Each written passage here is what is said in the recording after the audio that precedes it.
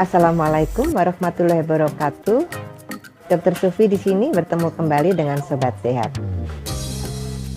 Ini adalah video saya yang ke-554 yang akan menjelaskan bab 3, penyelenggaraan upaya kesehatan perseorangan UKP laboratorium dan kefarmasian, standar 3.2, pengkajian, rencana asuhan, dan pemberian asuhan, kriteria 3.2.1, penapisan atau screening dan proses kajian awal dilakukan secara paripurna, mencakup berbagai kebutuhan dan harapan pasien dan keluarga, serta dengan mencegah penularan infeksi. Asuhan pasien dilaksanakan berdasarkan rencana asuhan medis, keperawatan, dan asuhan klinis yang lain dengan memperhatikan kebutuhan pasien dan berpedoman pada panduan praktek klinis. Adapun pokok pikiran dari kriteria 3.2.1 ini meliputi A. Screening dilakukan sejak awal dari penerimaan pasien untuk memilah pasien sesuai dengan kemungkinan penularan infeksi, kebutuhan pasien dan kondisi kegawatan yang dipandu dengan prosedur screening yang dibakukan. B. Proses kajian pasien merupakan proses yang berkesinambungan dan dinamis, baik untuk pasien rawat jalan maupun pasien rawat inap. Proses kajian pasien menentukan efektivitas asuhan yang akan dilakukan. C. Kajian pasien meliputi 1. Mengumpulkan data dan informasi tentang kondisi fisik, psikologis, status sosial, dan riwayat penyakit. Untuk mendapatkan data dan informasi tersebut, dilakukan anamnesis. Data subjektifnya adalah S, serta pemeriksaan fisik dan pemeriksaan penunjang, yaitu data objektif sama dengan O. 2. Analisis data dan informasi yang diperoleh yang menghasilkan masalah, kondisi, dan diagnosis untuk mengidentifikasi kebutuhan pasien, atau assessment atau analisis, yaitu A. Dan 3. Membuat asuhan pasien atau perencanaan asuhan, yaitu P, yaitu menyusun solusi untuk mengatasi masalah atau pemenuhan kebutuhan pasien. Jadi yang C ini pokok pikirannya meliputi SOAP atau SOAP. Kemudian D, pada saat pasien pertama kali diterima, dilakukan kajian awal. Kemudian dilakukan kajian ulang secara berkesinambungan, baik pada pasien rawat jalan maupun pasien rawat inap sesuai dengan perkembangan kondisi kesehatannya. E. Kajian awal dilakukan oleh tenaga medis, keperawatan atau kebidanan, dan tenaga dari disiplin yang lain meliputi status fisik, neurologis, mental, psikososio spiritual, ekonomi, riwayat kesehatan, riwayat alergi, asesmen nyeri, asesmen risiko jatuh, asesmen fungsional, yaitu gangguan fungsi tubuh, asesmen risiko gizi, kebutuhan edukasi, dan rencana pemulangan. F. Pada saat kajian awal perlu diperhatikan juga apakah pasien mengalami kesakitan atau nyeri. Nyeri adalah bentuk pengalaman sensorik dan emosional yang tidak menyenangkan yang berhubungan dengan adanya kerusakan jaringan atau cenderung akan terjadi kerusakan jaringan atau suatu keadaan yang menunjukkan kerusakan jaringan. G. Kajian pasien dan penetapan diagnosis hanya boleh dilakukan oleh tenaga profesional yang kompeten. Tenaga profesional yang kompeten adalah tenaga yang dalam melaksanakan tugas profesinya dipandu oleh standar dan kode etik profesi serta mempunyai kompetensi sesuai dengan pendidikan dan pelatihan yang dimiliki yang dapat dibuktikan dengan adanya sertifikat kompetensi. H. Proses kajian tersebut dapat dilakukan secara individual atau jika diperlukan dilakukan oleh tim kesehatan antar profesi yang terdiri atas dokter, dokter gigi, perawat, bidan, dan tenaga kesehatan pemberi asuhan yang lain sesuai dengan kebutuhan pasien. Jika dalam pemberian asuhan diperlukan tim kesehatan, harus dilakukan koordinasi dalam penyusunan rencana asuhan terpadu. I. Pasien mempunyai hak untuk mengambil keputusan terhadap asuhan yang akan diperoleh. C.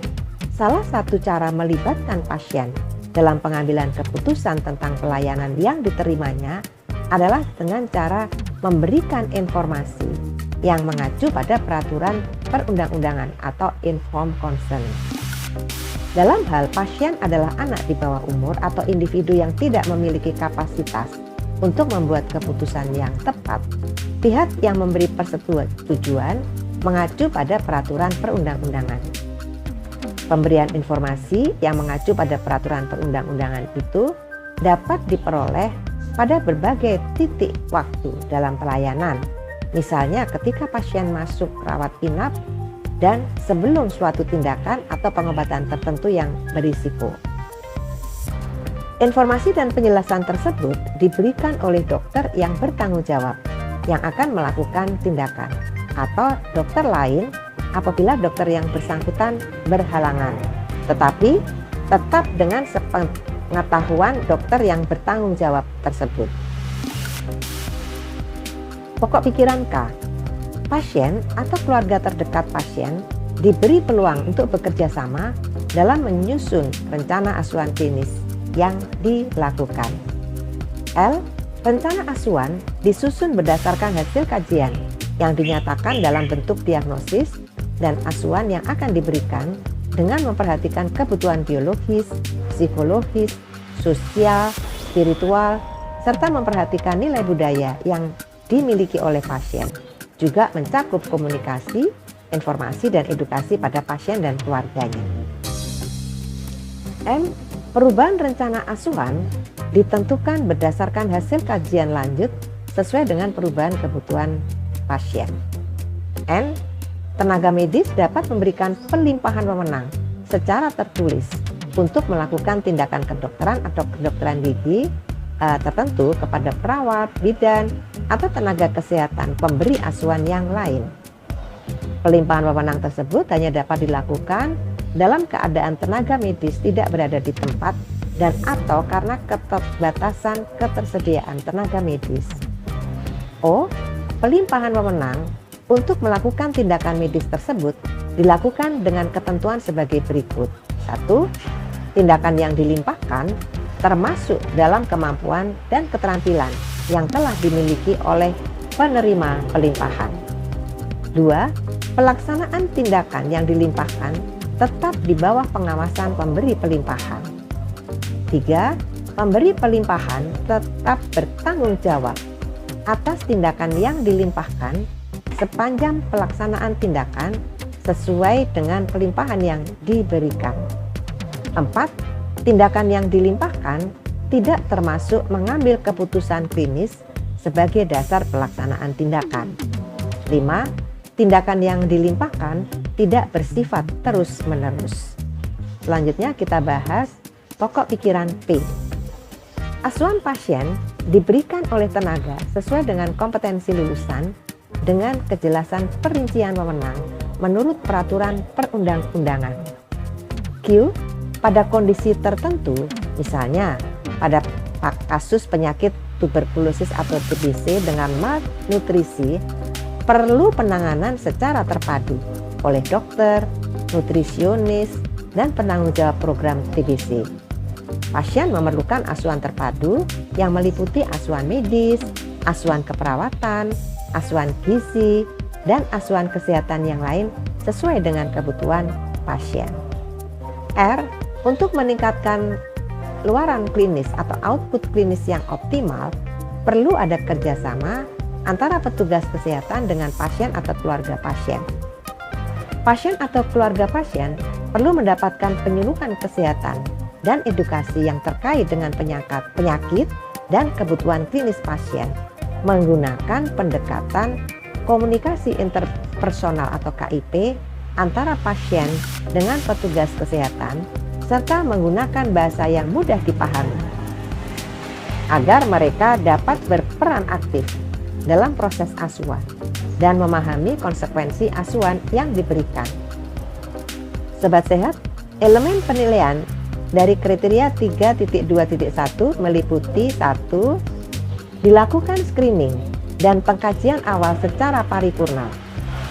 oleh tenaga yang kompeten untuk mengidentifikasi kebutuhan pelayanan sesuai dengan panduan praktek klinis, termasuk penanganan nyeri dan dicatat dalam rekam medis. Di sini berarti harus ada regulasi atau SOP tentang pelaksanaan screening dan pengkajian awal secara paripurna. Kemudian ada dokumen yang dicatat di dalam rekam medis. Kemudian surveyor nanti akan melakukan observasi dan wawancara terkait hal ini. Elemen penilaian B, dalam keadaan tertentu jika tidak tersedia tenaga medis, dapat dilakukan pelimpahan wewenang tertulis kepada perawat dan atau bidan yang telah mengikuti pelatihan untuk melakukan kajian awal medis dan pemberian asuhan medis sesuai dengan kewenangan delegatif yang diberikan. Di sini berarti ada regulasi berupa SOP dan dokumentasi yang dimasukkan ke dalam rekam medis. Kemudian elemen penilaian yang C, rencana asuhan dibuat berdasarkan hasil pengkajian awal, dilaksanakan dan dipantau serta direvisi berdasarkan hasil kajian lanjut sesuai dengan perubahan kebutuhan pasien. Di sini berarti disiapkan dokumen yang ada di rekam medis dan nanti akan ada wawancara dari surveyor. Kemudian elemen penilaian D, dilakukan asuhan pasien, termasuk jika diperlukan asuhan secara kolaboratif sesuai dengan rencana asuhan dan panduan praktek klinis dan atau prosedur asuhan klinis agar tercatat di rekam medis dan tidak terjadi pengulangan yang tidak perlu. Berarti di sini harus disiapkan pendokumentasian di rekam medis dan nanti akan ada wawancara. Kemudian E, dilakukan penyuluhan atau pendidikan kesehatan dan evaluasi serta tindak lanjut bagi pasien dan keluarga dengan metode yang dipahami oleh pasien dan keluarga. Berarti ini ada dokumen yang dimasukkan ke dalam rekam medis, pendokumentasian penyuluhan dan pendidikan kesehatan serta evaluasi dan tindak lanjutnya. Kemudian elemen penilaian F, pasien atau keluarga pasien memperoleh informasi mengenai tindakan medis, pengobatan tertentu yang berisiko yang akan dilakukan sebelum memberikan persetujuan atau penolakan atau informed consent, termasuk konsekuensi dari keputusan penolakan tersebut. Berarti ini ada dokumen informed consent. Demikianlah Sobat Sehat, kita telah membahas kriteria 3.2.1. Kita akan bertemu di video 555 untuk membahas tentang bab 3, standar 3.3, pelayanan gawat darurat. Kriteria 3.3.1, prosedur penanganan pasien gawat darurat disusun berdasar panduan praktek klinis untuk penanganan pasien gawat darurat dengan referensi yang dapat dipertanggungjawabkan. Sampai di sini dulu ya. Saya tetap mengundang masukan dari Sobat Sehat. Silakan sampaikan di kolom komentar. Semoga selalu sehat. Wassalamualaikum warahmatullahi wabarakatuh.